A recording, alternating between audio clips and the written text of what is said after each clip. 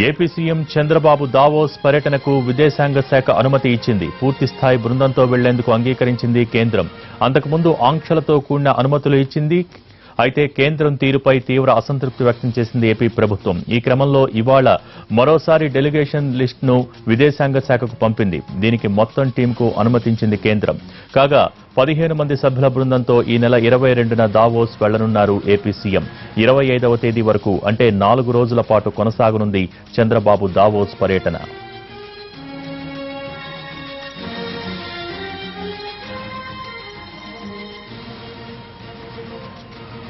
పూర్తిస్థాయి బృందంతో AP CM Chandrababu Davos పర్యటనకు విదేశాంగ శాఖ అనుమతిచ్చింది. దీనికి సంబంధించి పూర్తి వివరాలు మా ప్రతినిధి పిఎంఆర్ చంద్రశేఖర్ అందిస్తారు. పిఎంఆర్ భోగి ప్రధానంగా చూసుకుంటా దీనికి సంబంధించి 2 రోజుల నుంచి కూడా ఈ అంశానికి సంబంధించి దావోస్ కి పూర్తిస్థాయి బృందం వెళ్లకుండా ఆంక్షలు విధించింది కేంద్రం అన్న అంశానికి సంబంధించి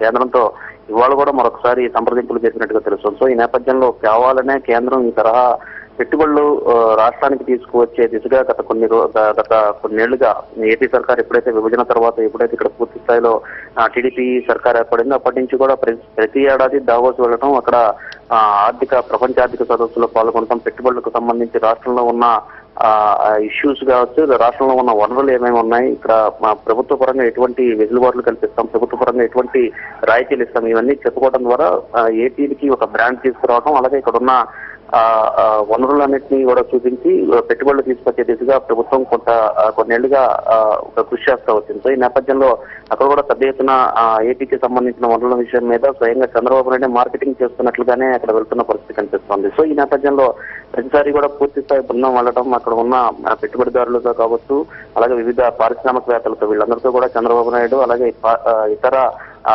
ముఖ్యమైన నేతలు అలాగే మంత్రులు అలాగే అధికారులు వీళ్ళందరూ కూడా సంప్రదింపులు జరుపుతారు. అయితే ఈసారి మాత్రం కొద్ది మంది మాత్రమే వెళ్ళాలి, 15 మంది సభ్యుల బృందంతో వెళ్లాల్సిన అవసరం లేదంటూ కేంద్రం ఆంక్షలు విధించిన నేపథ్యంలో ఇవాళ మరొకసారి కేంద్రానికి తాజాగా ఏపీ సర్కార్ కూడా లేఖ రాసిన నేపథ్యంలో వివాదం మరింత మొదలుకొండానే కేంద్రం కూడా కొంత దిగి వచ్చిన పరిస్థితి కనిపిస్తుంది. పూర్తి స్థాయి బృందం వెళ్లేందుకే అన్ని రకాల అనుమతులు ఇస్తూ కేంద్రం కూడా ఒక నిర్ణయం తీసుకున్నట్టుగా తెలుస్తోంది.